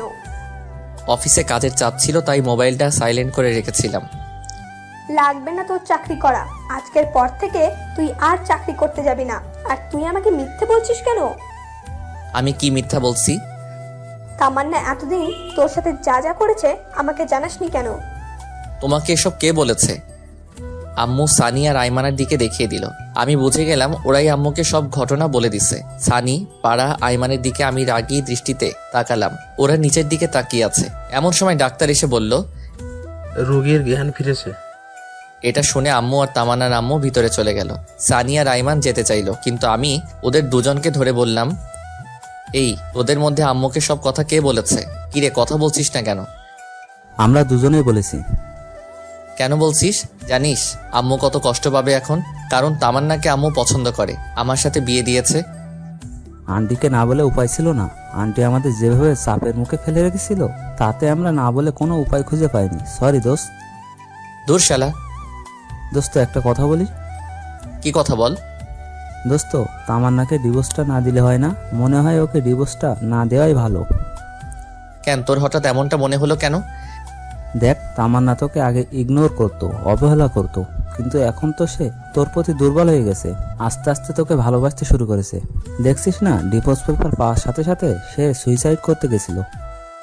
দোস্ত, সানি ঠিক কথাই বলেছে, আমারও তাই মনে হয়। ওকে ডিভোর্স দিস না। এই সব কিছুই ছিল মনে মনে। আসলে তামান্নাকে বোঝাতে হবে ভালোবাসার মানুষের থেকে কষ্ট পেলে কেমন লাগে, তাই ওকে আরো কিছু কষ্ট পেতে হবে। আচ্ছা, ওইসব পরে দেখা যাবে। শোন, তামান্নাকে আরো কিছু শাস্তি দিতে হবে। আমার সাথে যেসব করেছে তার ফল ওকে পেতেই হবে। তুই এই অবস্থায় ওকে শাস্তি দিতে চাচ্ছিস? এই অবস্থায় ওকে কিভাবে শাস্তি দিবি? সময় হলেই সবকিছু দেখতে পারবি। এখন এসব না ভাবলেও চলবে। আমরা 3 জন কথা বলছি, আমাকে সবাই আম্মু বাহিরে আসলো। বাহিরে এসে আমাকে বলল, এই হারামজাদা, তোর মনে কি একটু দয়া মায়া নেই? মেয়েটা যে এখন কেমন আছে একটু খবর নেওয়া যায় না? আয় ভেতরে আয়, তামান্না তোকে ডাকছে। আম্মুর কথা শুনে আমরা 3 জনে ভিতরে গেলাম। আমি ভিতরে গিয়ে তামান্নার মাথার কাছে বসলাম। আমাকে দেখে একটু অভিমান করে মাথাটা অন্যদিকে ঘুরিয়ে নিল। এরপর আম্মু সবাইকে ইশারা করলো বাহিরে যেতে। আম্মুর কথায় সবাই বাহিরে চলে গেল। ভেতরে আমি আর তামান্না রইলাম। দুজনে চুপ করে বসে আছি, কেউ কোনো কথা বলছি না। দুজনে চুপ থাকার পর আমি নীরবতা দেখে বললাম, এখন আপনার কি অবস্থা? সেটা কারো না জানলেও চলবে। কথা শুনে বুঝলাম মেয়েটা আমার উপর অনেক অভিমান করে আছে। সমস্যা নাই বালিকা, দেখতে থাকো। তোমার জন্য আরো কত কি অপেক্ষা করছে, সামনে যে আরো কত কি হতে যাচ্ছে সেটা আমি নিজেও জানি না। কিছুক্ষণ পর আমি আবারও বললাম, রাগ করেছেন? রাগ করার মানুষ থাকলে তো রাগ করব। আমার কি রাগ করার মানুষ আছে নাকি? আচ্ছা বাদ দেন, এই কাজটা কেন করতে গেলেন সেটা বলেন। তুই কি কিছুই বুঝিস না? আপনি কেন সুইসাইড করতে নিয়েছিলেন সেটা আমি কি করে জানবো? যা, তোর কিছুই বুঝতে হবে না। তুই এখানে কেন এসেছিস? এখান থেকে চলে যা। আমি মারা গেলে তো সব থেকে বেশি তুই খুশি হতি। সবাই আপনাকে দেখতে আসতে বলেছে তাই দেখতে আসছি। কি? সবাই দেখতে আসতে বলছি তাই তুই আমাকে দেখতে আসছিস? তার মানে তুই আমাকে মন থেকে দেখতে আসিসনি? আচ্ছা এইসব বাদ দেন তো, জন্মদিনের উপহারটা কেমন লাগছে আপনার? অনেক ভালো। উপহারটা পাওয়ার খুশি ঠেলায় তো নিজের জীবনটা দিয়ে দিতে চাইছিলাম, কিন্তু পারলাম না। খুশি হননি কেন? আজ থেকে তো আপনি মুক্ত। এখন থেকে নিজের ইচ্ছা মতো চলতে পারবেন, প্রেম করতে পারবেন, ঘুরতে যেতে পারবেন। ডিভোর্স পেপারে সাইন করতে গিয়ে তোর কি একটু বুক কাঁপেনি? না, আমি শুধু আপনার ইচ্ছাটা পূরণ করতে চাইছি। তুই জীবনেও আমাকে বুঝবি না। আমার কাউকে বুঝতে হবে না। আমরা কথা বলছি, আমার সময় আম্মু এসে বলল, কি রে, তোদের কথা বলা শেষ হয়েছে? আমরা তো কথাই বলি নাই, কথা শুরুই হয় নাই, শেষ হয় নাই, কথা শেষ হবে কি করে? সোফিয়া তামান্নাকে আমার বাসায় নিয়ে যায়, কিছুদিন আমার বাসায় রেখে তারপর পাঠিয়ে দেব। তুই যেটা ভালো মনে করিস। বাহ, দুজনের বন্ধুত্ব টিকিয়ে রাখার জন্য মাঝখানে আমাকে বলি দেওয়া হলো। আমি কেবিন থেকে বের হয়ে যাচ্ছি, আসার সময় আম্মু বলল, কি রে, তুই কোথায় যাস? বাসায় যাচ্ছি। আবার কোথায় যাব? যা, তামান্নাকে ওদের বাসায় দিয়ে আয়। আমি কিছু না বলে চুপচাপ দাঁড়িয়ে আছি, সেটা দেখে আম্মু আবার বলল, কি রে, আমি কি বলছি কথা কানে যায় না? আরে দিয়ে আসবো তো, সমস্যা নাই, কিন্তু তুমি এমন করছো কেন? চুপচাপ গিয়ে একটা সিএনজি নিয়ে আয়। তারপর আমি আর কিছু না বলে বাহিরে গিয়ে একটা সিএনজি থেকে নিয়ে আসলাম। তারপর আমি তামান্নার আম্মু সিএনজিতে উঠে ওদের বাসার উদ্দেশ্যে রওনা দিলাম। সানি আর আইমানকে বললাম আম্মুকে ঠিক মতো বাসায় পৌঁছে দিতে। গাড়ির মধ্যে কেউ কোনো কথা বলি না। গাড়ি থেকে নেমে তামান্নাকে ধরে ধরে বাসার ভিতরে নিয়ে যাচ্ছি, কিন্তু ফকিন্নিটা হাঁটতে পারছে না। ইচ্ছা না থাকা সত্ত্বেও ওকে কোলে নিতে হলো। তারপর ওকে কোলে করে নিয়ে ওর রুমে রেখে আসলাম। বাহ, ফকিন্নিটার মনে মনে লাড্ডু ফুটছে। আমিও খুশি, কখনো ওকে এভাবে স্পর্শ করিনি। কিন্তু জানো, তুমি তো জানো না তোমার জন্য আমি কি পরিমাণ বাস রেডি করতেছি। বাস থেরাপি দিয়েই আমি তোমার অহংকার মাটিতে লুটাবো, তুমি টেরও পাইবা না আমি কি জিনিস। যাই হোক, বাসের ভিতরে নিয়ে আমি তামান্নাকে রুমে নিয়ে গিয়ে খাটের উপর শুয়ে দিলাম। ও আল্লাহ গো, মেয়েদের এত ওজন আগে জানা ছিল না। দেখলে মনে হয় ফু দিলে বাতাস উড়ে যাবে, কিন্তু আজ কোলে নিয়ে বুঝতে পারলাম এত ওজন কি বলবো। তামান্নাকে খাটে রেখে আমি হাঁপাতে লাগলাম। আমার এমন অবস্থা দেখে তামান্না হাসতে লাগলো। যাই হোক, ওকে বাসায় রেখে আমি চলে আসতে লাগলাম। এমন সময় পিছন থেকে ডাক দিয়ে তামান্না বলল, শিহাব, জি কিছু বলবেন? বলছি আমি আজকে না গেলে হয় না? না, আমাকে বাসায় যেতেই হবে, অফিস থেকে আসছি, এখনো ড্রেস চেঞ্জ করিনি। আচ্ছা, তো কিছু খাইছো কি? না, খাবার সময় পাইনি, বাসায় গিয়ে খাবো। এখান থেকে খেয়ে যাও। No thanks. আর কিছু না বলে সোজা হাঁটা দিলাম। তামান্নার আম্মু অনেকবার করলো থেকে যেতে, কিন্তু আমি না করে দিয়ে বিদায় নিয়ে বাড়িতে চলে আসলো। তারপর বাসায় এসে ফ্রেশ হয়ে নাস্তা করে শুয়ে পড়লাম। এভাবে আরো কিছুদিন কেটে গেল।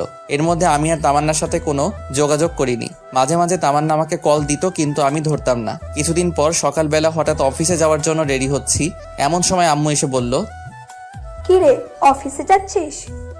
হ্যাঁ, কিছু বলবে? তোর অফিস কয়টায় ছুটি?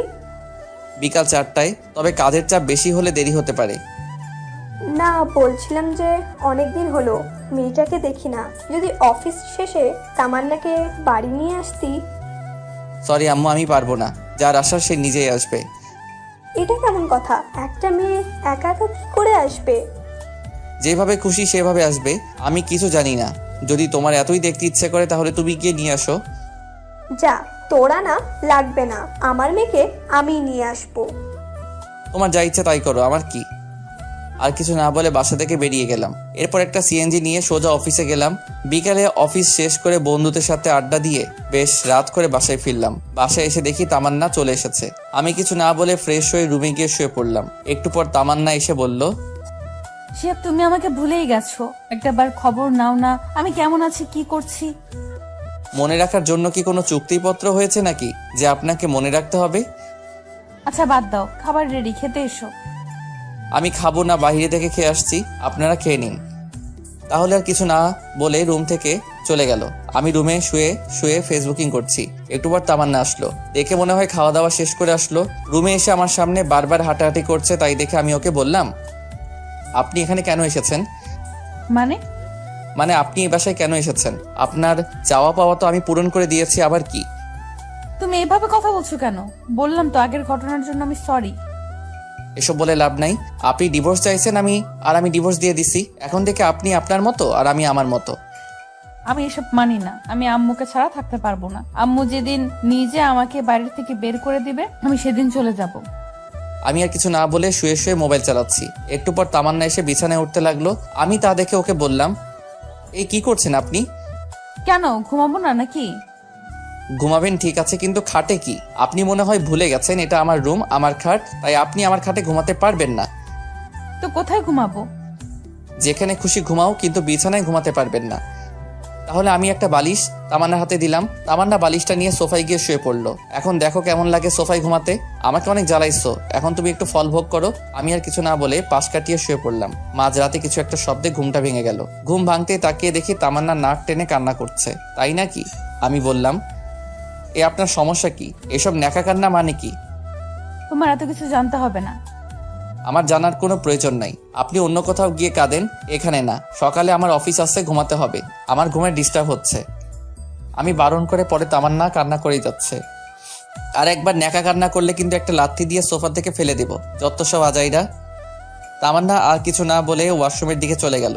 আমিও মনে মনে বলছি, এবার ঠেলা সামলাও জানো, আমিও অনেক কষ্ট পাইছি তোমার আচরণে। এখন দেখো কষ্ট পাইতে কেমন লাগে। এসব ভাবতে ভাবতে কখন যে ঘুমিয়ে গেছি মনে নেই। সকালে ঘুম থেকে উঠে দেখি তামান্না আমার আগে ঘুম থেকে উঠে গেছে। তারপর আমি ঘুম থেকে উঠে ফ্রেশ হয়ে নাস্তা করে অফিসে চলে গেলাম। অফিস শেষে সানিয়া আর আইমানকে কল করে পুকুর পাড়ে আসতে বললাম। আমি পুকুর পাড়ে এসে দেখি আমার আগেই ওরা এসে বসে আছে। কিরে, কি অবস্থা তোদের? বেকার মানুষের আবার অবস্থা। আমরা তো আর তোর মতো টাকা ইনকাম করতে পারছি না, বাপের টাকায় বসে বসে খাচ্ছি। আচ্ছা বাদ দে, চল ওই পাশে গিয়ে বসি। চল। তারপর ওই পাশে গিয়ে বসে কথা বলতে লাগলাম। কি রে তামান্না, কি খবর এখন? ভালোই। যাক, ভালো হলেই ভালো। কিন্তু দোস্ত, আমি একটা বিষয় কিছুতেই বুঝতে পারছি না। কি? তামান্নাকে ডিভোর্স দিলাম, সেটার কোনো খবর নাই, আবার আমার বাড়ি থেকেও যাচ্ছে না। আরে বোকা, ও যাবে কি করে? ও তো এখন তোকে ভালোবেসে ফেলেছে। আচ্ছা দোস্ত, যা হয়েছে সব ভুলে যা। এখন সবকিছু ঠিক করে নিয়ে নতুন করে জীবন শুরু কর, এটাই ভালো হবে। আরে না না, তাও আরো কিছু শাস্তি দিতেই হবে। এই শিহাব শোন। চল। তামান্না তোকে কলেজের সবার সামনে অপমান করেছে না? তুইও কি ওকে কলেজের সবার সামনে অপমান করবি? সেটা কি করে? আচ্ছা তাহলে শোন। ও মাই গুডনেস, সানি এত বড় একটা প্ল্যান, বল কি বলবো। আমি তো এটা কখনো ভাবিনি। কি আপনারা কিছু বুঝতে পারছেন না, তাই তো? গল্প পড়তে থাকুন, সবকিছু বুঝতে পারবেন। তারপর সানিকে বললাম, দূর বেটা, এভাবে অপমান করা ঠিক হবে না। যতই হোক সে আমার স্ত্রী। আরে বেটা, সমস্যা নাই, এখন একটু শাস্তি দে, পরে একটু বেশি করে আদর করে দিস, তাহলেই হয়ে যাবে। আর আমি তুই আর ভালো হইলি না। আচ্ছা, কি কলেজে যাবি নাকি অফিসে যাবি, কোনটা? দুটোই, অফিসও করব আবার কলেজও করব। বসকে বললেই ছুটি দিয়ে দিবে। আচ্ছা, তাহলে তো তোর আর কোনো সমস্যা নাই। এরপর আরো কিছুক্ষণ সবাই মিলে বসে আড্ডা দিলাম। তারপর আমি বাসায় ফিরলাম। বাসায় ফিরে ফ্রেশ হয়ে নাস্তা করে সানির প্ল্যান অনুযায়ী মোবাইলটা সাইলেন্ট করে কানে ধরে কথা বলার অভিনয় করতে লাগলাম। পাশেই তামান্না ছিল। মানুষ প্রেম করে যেমন রোমান্টিক কথা বলে, আমি তেমনই রোমান্টিক কথা বলছি। এসব দেখে রেগে ফুলতে লাগলো। আমি আরো জোরে জোরে হেসে কথা বলতে লাগলাম। অনেকক্ষণ বক বক করার পর ফোনটা রেখে দিলাম। আসলে কোনোদিন প্রেম করিনি তো, তাই বেশি কথা বলতে পারলাম না। আমি তামান্নাকে দেখিয়ে ফোনে একটা কিস দিলাম। তামান্না এসে আমার সামনে দাঁড়ালো। কিছু বলবেন? মেয়েটাকে? তা দিয়ে আপনার কি কাজ? অনেক কাজ আছে, সেটা তোমার না জানলেও চলবে। আগে বলো মেয়েটাকে। আমার ভবিষ্যৎ বউ আবার কে? বাসায় বউ রেখে অন্য মেয়ের সাথে কথা বলতে লজ্জা করে না? কি বাসায় বউ মানে? কে বউ? কার বউ? কিভাবে বউ? আমি তোমার বউ, আবার কে? আপনি ভুলে যাবেন না আপনাকে আমি ডিভোর্স দিয়ে দিয়েছি, সো আপনি আমার কেউ নন। মানে কি বলছো সব তুমি? আপনি যা শুনেছেন তাই বলেছি। আর হ্যাঁ, আমার কোনো পার্সোনাল ব্যাপারে আপনি নাক গলাতে আসবেন না। আমি আম্মুকে বলে আপনাকে আপনার বাসায় পাঠানোর ব্যবস্থা করছি। শিহাব, আমি যা করেছি তার জন্য সত্যি আমি অনেক লজ্জিত। প্লিজ আমাকে মাফ করে দাও। আমি সরি তো। আমি ওর হাত আমার হাত থেকে এক ঝাড়ি দিয়ে ছাড়িয়ে নিলাম। এরপর আমি সেখান থেকে রাগ দেখিয়ে ছাদে চলে গেলাম। তারপর ছাদে গিয়ে দরজা আটকে দিয়ে একা একা লুঙ্গি ডান্স করতে লাগলাম। ফকিনি, যখন আমি তোর পিছনে ঘুরতাম, পাগলের মতো ভালোবাসতাম, তখন তুই আমার 2 টাকার দামও দিতি না। এবার দেখ কেমন লাগে। একটু পর ছাদ থেকে নেমে এসে ডিনার করে রুমে গিয়ে শুয়ে পড়লাম। তামান্না যথারীতি একটা বালিশ নিয়ে সোফায় ঘুমিয়ে পড়লো। রাতে কেন জানি ঘুমটা ভেঙে গেল। ঘুমটা ভাঙতে দেখলাম তামান্না গুটি মেরে শুয়ে আছে। ওর মায়াবী সুন্দর চেহারাটা দেখে আবারও ক্রাশ খেলাম। আসলেই ঘুমন্ত মানুষকে সত্যি অনেক সুন্দর এবং অনেক মায়াবী দেখতে লাগে। তামান্নার দিকে একটু ভালো করে তাকিয়ে দেখলাম মেয়েটা ঠান্ডায় কাঁপছে। তারপর আমি বিছানা থেকে উঠে গিয়ে কম্বলটা ওর গায়ে দিলাম। মোবাইলে সময় দেখলাম, একটু পর ফজরের আজান দেবে, তাই আর ঘুমালাম না। বিছানা থেকে উঠে এসে আজান দেওয়ার সাথে সাথে মসজিদে গিয়ে নামাজ আদায় করে আসলাম। নামাজ পড়া শেষে একটু হাঁটাহাঁটি করলাম। বাসায় এসে দেখি তামান্না মুখ টিপে টিপে হাসছে। মনে হয় কম্বলটা দেওয়ার কারণে এত খুশি। বালিকা, এত খুশি হওয়ার কিছু নাই। একটু অপেক্ষা করো আর দেখতে থাকো শিহাব কি জিনিস। তুমি আমাকে যে কষ্ট দিয়েছো তা সুদে আসলে পরিশোধ করে নেব। সকালে নাস্তা করে রুমে এসে মোবাইল টিপতেছি, এমন সময় আম্মু এসে বলল, কি রে, আজকে অফিসে যাবি না? না আম্মু, আজকে ছুটি নিয়েছি। কেন রে, শরীর খারাপ নাকি? না আম্মু, অনেকদিন হলো কলেজে যাইনি, তাই ভাবছি আজকে কলেজে যাব। আর কলেজে একটু কাজও আছে। তামান্না আমার পাশেই ছিল, ও আমার কলেজে যাওয়ার কথা শুনে আম্মুকে বলল, আমি বলছিলাম কি, আমিও তো অনেকদিন হলো কলেজে যাই না, আর পড়াশোনাটাও ঠিকভাবে হচ্ছে না। যদি আজকে শিহাবের সাথে কলেজে যাই তাহলে কি কোনো সমস্যা হবে? আরে আমার আবার কি সমস্যা হবে, তোরা দুজন কলেজে যাবি, যা। ধন্যবাদ আম্মু। এই শিহাব, হ্যাঁ আম্মু বলো। বলছি তুই তামান্নাকে সাথে নিয়ে কলেজে যা। আমি পারবো না। পারবি না কেন? যে যার মতো কলেজে যাবে, আমি কাউকে নিয়ে যেতে পারবো না। এটা কেমন কথা? মেয়েটা একা একা কি করে কলেজে যাবে? যার যেভাবে খুশি যাক, আমি কাউকে নিয়ে যেতে পারবো না। আমি আম্মুকে আর কিছু বলতে না দিয়ে সোজা রুমে চলে আসলাম। রুমে এসে রেডি হয়ে তামান্নার আগেই কলেজে চলে গেলাম। আমি, সানি, আইমান আর ইতু একসাথে বসে আছি। তামান্নাকে আসতে দেখে সানি বলল, এ মামা, ও আসছে, শুরু করে দে। কে আসছে? আরে শালা, তোর বউ আসছে, প্ল্যান অনুযায়ী কাজ শুরু করে দে। এরপর আমি আর ইতু বসে বসে দুজন দুজনের হাত ধরে হেসে হেসে কথা বলছি। ইতু প্ল্যান অনুযায়ী আমার হাত ধরে বসে আছে। তামান্না তো আমাদেরকে দেখে রাগে ফুলতে লাগলো। তামান্না আমাদের কিছু না বলে সোজা উপরে চলে গেল। আমরা তো সবাই হাসতে হাসতে শেষ। আমরা কেউই আজ ক্লাস করিনি, সবাই বসে বসে আড্ডা দিচ্ছি। তামান্না উপর থেকে বারবার আমাদের দিকে তাকাচ্ছিল। আমি অভিনয়টা বেশ ভালো করে চালিয়ে যাচ্ছি না? যে কেউ দেখলে বলবে আমরা দুজন দুজনকে অনেক ভালোবাসি, কিন্তু এটা ছিল আমাদের প্ল্যান। এভাবে 2 ঘন্টা পার হয়ে গেল। 2 ঘন্টা পর তামান্না ও তার বান্ধবীরা একসাথে আমার দিকে আসছে। সানি আর আইমান ওদের দেখে গান গাইতে লাগলো। আমার এই বাজে স্বভাব কোনোদিনও যাবে না। একটা সিনিয়র মেয়ে এসে সানিকে বলল, যখন একটা কানের নিচে পড়বে এমনিতেই বাজে স্বভাব চলে যাবে। আমি তখনও ইতুর হাত ধরে বসে আছি, আর আমার এমন আচরণ দেখে তামান্না বলল, ছি শিহাব, তোমার লজ্জা করে না? কেন আমার লজ্জা করবে কেন? আমি কি ল্যাংটা হয়ে আছি নাকি? ল্যাংটা হয়ে না থাকলেও তার থেকে অনেক খারাপ কিছু করছো। বাসায় বউ রেখে এখানে অন্য একটা মেয়ের সাথে। ছি। ওয়েট, বউ মানে কার কথা বলছেন? কার সাথে আবার বলবো? আমার সাথে বলছি। হোয়াট? কে আপনি? আপনাকে তো আমি চিনিই না। কি বললে তুমি? আমাকে চেনো না? আমার ভাবতেই অনেক ঘৃণা লাগতেছে তুমি এতটা খারাপ। আপনার লজ্জা করে না একটা জুনিয়র ছেলের পিছনে পিছনে ঘুরতে? আপনাকে তো আমি পাত্তাও দেই না, তাহলে কেন বারবার আমার পিছনে আসেন? এতক্ষণে পুরো ক্যাম্পাসের ছেলে মেয়ে সবাই আমাদের দিকে তাকিয়ে আছে। তামান্না তো লজ্জায় মাথা নিচু করে আছে। দেখলাম ওর চোখের কোণায় পানি। কান্না করতে করতে কলেজ থেকে বাইরে চলে গেল। আমার নিজেরও একটু খারাপ লাগছে। ব্যাপারটা আসলে একটু বাড়াবাড়ি হয়ে গেছে। পরে আমি, সানি আর আইমান কলেজ থেকে বেরিয়ে গেলাম, আর ইতুকে একটা ধন্যবাদ দিয়ে আসলাম। এরপর আমরা বাহিরে কিছুক্ষণ আড্ডা দিলাম। অবশেষে আমরা বাসায় চলে গেলাম। বাসায় গিয়ে দেখি তামান্না ওর সবকিছু গুছিয়ে নিয়ে বাড়ি থেকে চলে যেতে যাচ্ছে। এদিকে আম্মু ওকে অনেক বোঝাচ্ছি, কিন্তু কোনো কিছুতেই বুঝতে চাচ্ছে না। তামান্না সবকিছু ভুলে ব্যাগ নিয়ে বাপের বাড়ি চলে গেল। এদিকে আম্মু ঠাস ঠাস করে আমাকে চর মারতে লাগলো। আমাকে চর মারতে মারতে আম্মু বলল, কুলাঙ্গার একটা ছেলে, তোর কারণে আজকে আমার মেয়েটা বাড়ি থেকে চলে গেল। আমার মেয়েটার যদি কিছু হয় তাহলে তোর অবস্থা আমি খারাপ করব। আমার কথা শুনে আমার মাথায় বাজ পড়লো। নিজের ছেলের কোনো খোঁজ নেই, ছেলের বউ নিয়ে পড়ে আছে। আমার সাথে রাগারাগি করে আমি ছাদে চলে গেলাম। ছাদে গিয়ে বসে আছি। আমার অনেক খারাপ লাগছে, কারণ আজকে একটু বেশি বাড়াবাড়ি হয়ে গেছে। কিন্তু কি করব, ও আমার সাথে যা যা করেছে তার ফল ওকে পেতেই হবে। কিন্তু মনে হচ্ছে ওর সাথে একটু বেশি করে ফেলেছি। কি করব কিছুই বুঝতে পারছি না। সানিকে একটা কল দিলাম। কিরে, কই তুই? এই দুপুরবেলা বাসা ছাড়া কই থাকবো? কোনো সমস্যা হয়েছে নাকি? হ্যাঁ, সমস্যা তো একটা হয়েছে। আবার কি সমস্যা হলো?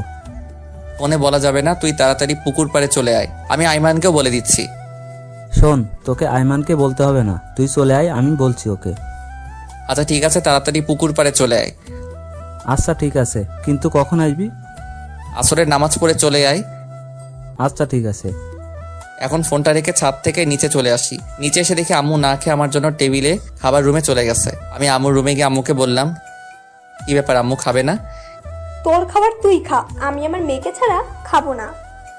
এই মহা যন্ত্রণা দূর আর ভালো লাগে না। এই বলে আমি আম্মুর রুম থেকে বেরিয়ে আসলাম। আমিও কিছু খেলাম না, না খেয়ে রুমে গিয়ে ঘুমানোর চেষ্টা করছি, কিন্তু ঘুম আসছে না। পরে উঠে বাইরে চলে গেলাম। তারপর আসরের নামাজ পড়ে পুকুর পাড়ে চলে গেলাম। সেখানে গিয়ে দেখি সানি আর আইমান পুকুর পাড়ে বসে আছে। আমি ওদের কাছে গিয়ে বললাম, কিরে তোরা আসছিস? কিন্তু তোর মোবাইল বন্ধ কেন? আমি মোবাইলটা হাতে নিয়ে দেখি মোবাইলটা বন্ধ হয়ে আছে। সরি, ফোনে চার্জ নাই। আচ্ছা বল, কি সমস্যা? এখন ওদের দুজনকে সবকিছু খুলে বললাম। আমার কথা শুনে আইমান বলল, শিয়াব, আমার মনে হয় তোর এখন তামান্নাদের বাসায় যাওয়া উচিত। দূর, আমি সেখানে গিয়ে কি করব? তুই তামান্নার কাছে সবকিছুর জন্য মাপ চাইবি, আর ওকে বলবি ডিভোর্স পেপারটা নকল ছিল। কি বলিস? নকল ডিভোর্স পেপার মানে? হ্যাঁ, আমি জানতাম একদিন সবকিছু ঠিক হয়ে যাবে, তাই তোর সাথে একটু অভিনয় করছি। শালা, তোরা তো মীর জাফরের থেকে অনেক বড় প্রতারক। আচ্ছা, এসব এখন বাদ দে তো। তুই তামান্নাদের বাড়িতে যাবি কিনা তাই বল। শালা, তোরা আমার সাথে যা করলি, আমি কোথাও যাব না। তাহলে বসে বসে আঙুল চোষ। তামান্না কি আমাকে মেনে নিবে? দেখলি না, তামান্না তোকে অন্য কারোর সাথে সহ্য করতে পারে না। সেটা তো আগে ছিল, কিন্তু কাল কলেজে ওর সাথে যা করলাম, তারপরেও কি ও আমাকে মেনে নিবে? চেষ্টা করতে তো আর নিষেধ নেই নাকি? তোকে তো আগেই বলেছিলাম, যা করবি চিন্তা ভাবনা করে করবি। শালা, তুই চুপ থাক। আজ তোর বুদ্ধিতেই এমন হয়েছে। আজ তোর কথা না শুনলে কিছুই হতো না। আরে, আমি কি জানতাম নাকি যে তামান্না ওর বাবার বাসায় চলে যাবে? আচ্ছা, এখন সব বাদ দে তো। এখন কি করা যায় সেটা ভাব। আচ্ছা চল, কিছু খেয়ে আসি আগে। তোর তো খাওয়া ছাড়া আর কোনো কথাই নেই। এই, তুই কি এখন ওদের বাসায় যাবি? না, যাব না। যদি যেতেই হয় তাহলে কাল যাব। ওদের সাথে আরো কিছুক্ষণ আড্ডা দিলাম। কিছুক্ষণ পর বাসায় গেলাম। রাত প্রায় 10টা, কিন্তু আম্মু খাইতে আসলো না। একা খাইতে বসছি, এমন সময় তামান্নার আম্মু ফোন দিল। হ্যালো। পুরোটা বলার আগেই তামান্নার আম্মু কান্না করে দিল। বাবা, তুমি কই? আমি তো বাসায়। আপনি কান্না করছেন কেন? কোনো সমস্যা হলো নাকি? তামান্না। আর কিছু না বলেই কল কেটে দিল। আমি আবার কল দিলাম, কিন্তু কল আর কেউ ধরছে না। না, আর বসে থাকা যায় না। তামান্নার যে আবার কি হয়েছে আল্লাহ ভালো জানে। আমি সানিয়া রায়মানকে কল করে রেডি হতে বলে আমি বাসা থেকে বের হয়ে একটা সিএনজি নিলাম। মাঝপথে সানিয়া রায়মানকে তুলে নিলাম। তারপরে আইমান আমাকে বলল, কিরে, এত রাতে আবার কি হলো? একটু আগে তামান্নার আম্মু ফোন করে কান্না করতে লাগলো। কিছুই বুঝলাম না। কেন, আবার কি হয়েছে? আমি তো জানি না। আমায় তো কিছুই বললো না, শুধু কান্না করছিল আর হুট করে কল কেটে দিল। তারপর আমি অনেকবার কল করলাম, কিন্তু ধরলো না। আল্লাহ জানেন কি হয়েছে। ওদের সাথে কথা বলতে বলতে তামান্নার বাসার সামনে চলে আসলাম। অনেকবার কলিং বেল বাজালাম, কিন্তু ভেতর থেকে কারো কোনো আওয়াজ নেই। দরজা ধাক্কা দিলাম, কিন্তু তাতেও কোনো কাজ হলো না। পরে সানি বলল দরজা ভেঙে ফেলতে। তারপর দরজা ভাঙার চেষ্টা করলাম, কিন্তু পারছিলাম না। তিনজনে অনেক কষ্ট করার পর দরজা ভেঙে ফেললাম। দরজা ভাঙার পর ভিতরে গিয়ে তো আমার মাথায় আকাশ ভেঙে পড়লো। তামান্নার বাম হাতটা কাটা, ফিনকি দিয়ে রক্ত বের হচ্ছে। তামান্না অচেতন অবস্থায় পড়ে আছে। রক্তে পুরো ফ্লোর লাল হয়ে গেছে। অতিরিক্ত রক্তক্ষরণের কারণে তামান্না জ্ঞান হারিয়ে ফেলেছে। ওর এই অবস্থা দেখে তো আমি ভয়ে কাঁপতে লাগলাম। আমি কি করব কিছু বুঝতে পারছি না। আচ্ছা, তামান্না এখানে পড়ে আছে, কিন্তু ওর মা কোথায়? তামান্নার মাকে খোঁজার জন্য তামান্নার মায়ের রুমে গেলাম। তামান্না মায়ের রুমে গিয়ে দেখলাম তামান্নার আম্মু খাটের উপর উল্টা হয়ে পড়ে আছে। খাটের উপর পা পিছলে পড়ে মাথায় আঘাত খেয়ে অজ্ঞান হয়ে আছে। দেখে মনে হচ্ছে তাড়াহুড়ো করতে গিয়ে পা মোচড় খেয়ে খাটের উপর জোরে পড়ে গেছে, যার কারণে মাথায় আঘাত লেগে অজ্ঞান হয়ে গেছে। কি করব কিছুই বুঝতে পারছি না। আমার শার্টটা খুলে তামান্নার হাত বেঁধে নিলাম, যাতে আর রক্ত না বের হয়। এরপর দুজনকে একসাথে হাসপাতালে নিয়ে গেলাম। ওদের দুজনকে ইমার্জেন্সিতে দিয়ে আমি বাহিরে অপেক্ষা করছি। নিজের অজান্তেই চোখ দিয়ে পানি ঝরতে লাগলো। আজ শুধু আমার জন্যই এমন অবস্থা হলো। আমি যদি আজ এমনটা না করতাম তাহলে আজ কিছুই হতো না। তামান্নার জ্ঞান ফিরলেই ওর কাছে মাপ চেয়ে নিব। এরপর আমি সানি আর আইমানকে বললাম বাসায় চলে যেতে, কিন্তু ওরা গেল না। একটু পর ডাক্তার বাহিরে এসে বলল, আচ্ছা, রোগী আপনার কি হয়? আমার স্ত্রী হয়। আছে, শুনুন, রোগীর অতিরিক্ত রক্তক্ষরণ হয়েছে, জরুরি রক্তের ব্যবস্থা করুন। জি বলুন, কোন গ্রুপের রক্ত লাগবে? আমরা এখানে 3 জন আছি। A B positive. আমার এ পজিটিভ। আমার ও পজিটিভ। আমার বি পজিটিভ। আচ্ছা, আপনারা 3 জনেই আসেন। এরপর 3 জনেই রক্ত দিলাম। একটু পর শাশুড়ি আমার জ্ঞান ফিরলো, উনি ঘুমাচ্ছে। এদিকে আমি তামান্নার কাছে গিয়ে ওর পাশে বসলাম। আমি নিশ্চুপ হয়ে তামান্নার দিকে তাকিয়ে আছি। তারপর ওর হাতটা ধরে ওর মায়াবী মুখটা দেখতে দেখতে কখন ঘুমিয়ে গেছি বুঝতেই পারিনি। সকালে ঘুম ভাঙলো কারো হাতের স্পর্শে। তাকিয়ে দেখি তামান্না আমার মাথায় হাত বুলাচ্ছে। আমার ঘুম ভাঙা দেখে ও মুখটা অন্যদিকে ঘুরিয়ে কালো করে বসে রইল। সেটা দেখে আমি তামান্নাকে বললাম, কি ব্যাপার, আপনি এমন করলেন কেন? সেটা কাউকে জানতে হবে না। আমার যা মনে হয়েছে তাই করেছি। আপনি এমন পাগলামি কেন করলেন বলেন? কি করব বলো? আমি তো তোমাকে কষ্ট দিয়েছি, অপমান করেছি, তোমার সাথে অনেক খারাপ ব্যবহার করেছি। তুমি তো কোনোদিন আমাকে ক্ষমা করবে না। তাই বলে সুইসাইড করবেন? এর আগেও আপনি এমন করেছেন। আমি মরলে তোমার কি? এটা শোনার সাথে সাথে ঠাস করে ওর গালে একটা চর বসিয়ে দিলাম। আমার চর মারা দেখে তামান্না আমাকে বলল, তুমি আমাকে মারলে? আপনাকে মেরেছি, বেশ করেছি। আমি আমার বউকে মেরেছি, কার কি? বউ? তাহলে সেদিন ডিভোর্স লেটার কেন দিলে? আরে ওইটা ডিভোর্স পেপার ছিল না, জন্মদিনের কার্ড ছিল। আর ওই চিঠিটা তো আমি এমনি এমনি বানিয়ে লিখেছি। তাহলে কাল কলেজে এমন কেন করলে? আপনি যে আমাকে অপমান করেছিলেন, আর তাই আপনাকে বোঝাতে চেয়েছিলাম। আপনার কেমন লাগে? অনেক হারামি তুই। আমি কি একটু ভেতরে আসতে পারি? আম্মু দরজার সামনে দাঁড়িয়ে বলল, না, এখন ভেতরে কারো আসা যাবে না। যদি কেউ আসতে চায় তাহলে পরে আসবে। তামান